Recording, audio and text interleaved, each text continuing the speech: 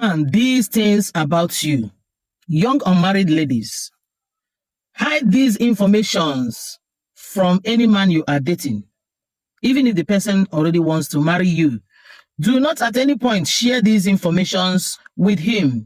Carry them to your grave. Number one, on no account should you tell him your body counts. You know what I mean. Those men or the number of men you have had something with in the past. Do not. It is not relevant to him. He has nothing to do with it. It will not add any value to your relationship. It won't bring any happiness. So don't share it with him.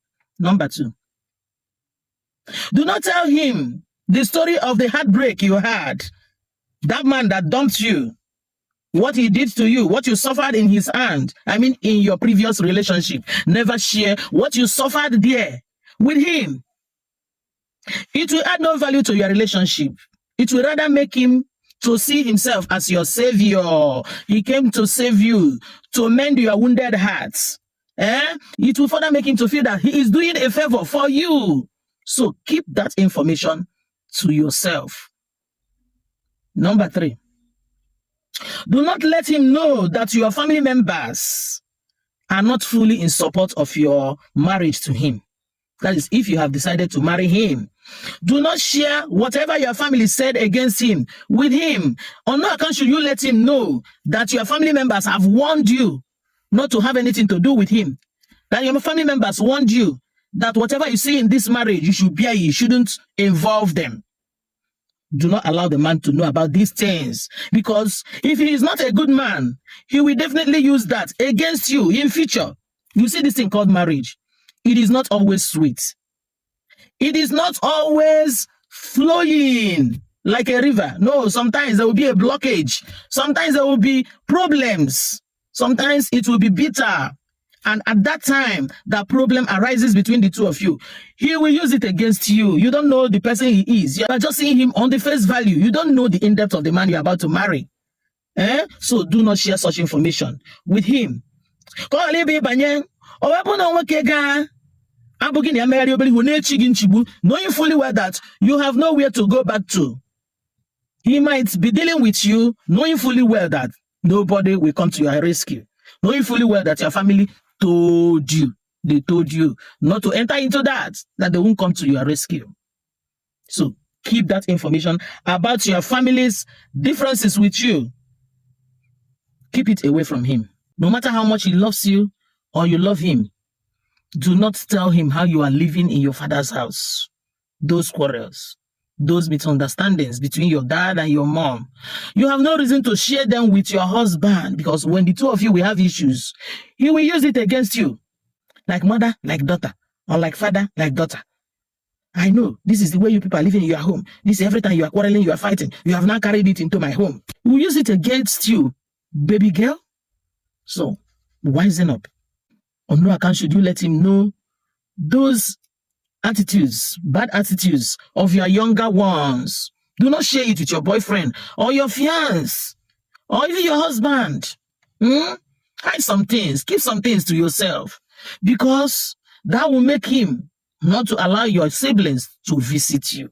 Why do you people like sharing everything? Must you share everything? Of what good is it to your husband that you tell him, my younger sister is too wayward, my younger brother is too stupid, he's too lazy, my junior sister is this, that. Why? And tomorrow you will want them to come to your house. And when he refuses, you will tag him wicked. Meanwhile, you were the one that painted your younger ones black before him. Finally, do not come into a man's life as a liability to him. That is what I'm trying to say is, do not be totally dependent on him. Find something doing now. Be doing something. Be earning your own money. Do not push all your expenditures on a man. Do some things yourself. Do not push all your family problems to your man. It is going to boomerang. He's going to use it against you. Do not allow him to know that you are limping. Your family is limping. You are so poor and wretched that you have no hope, and that he is the only hope. He will start seeing himself as a savior, and that wouldn't be too nice for you, the wife. It won't be too good for you, the wife. Work, now that you are still single, to have something doing that will be bringing money into your hands so that you can fend for yourself at any time. And on no account should you agree to stop what you are doing when you enter into marriage. Do not agree. From the onset, insist. Insist that you will continue to work. Insist that you will continue to earn money. A lot of ladies are on my DM crying and complaining. The reason they have not left the toxic marriage, the reason they are still there, being beaten, flogged like slaves, is because they have no means of livelihood. They have nothing to lay their hands on and call it their own money or property. They have nowhere to run back to because their family warned them. Be careful. I'm telling you the truth. A lot of women are suffering in their marriages. Marriages that shouldn't have happened. Marriages that they have no reason to be in it. They are just there as a slave, bearing the unbearable, tolerating the intolerable, because they made themselves to be so dependent. To be forewarned is to be forearmed. I've been giving out all these informations based on people's experiences, based on what I have seen and what I have heard. Please, make haste while the sun shines.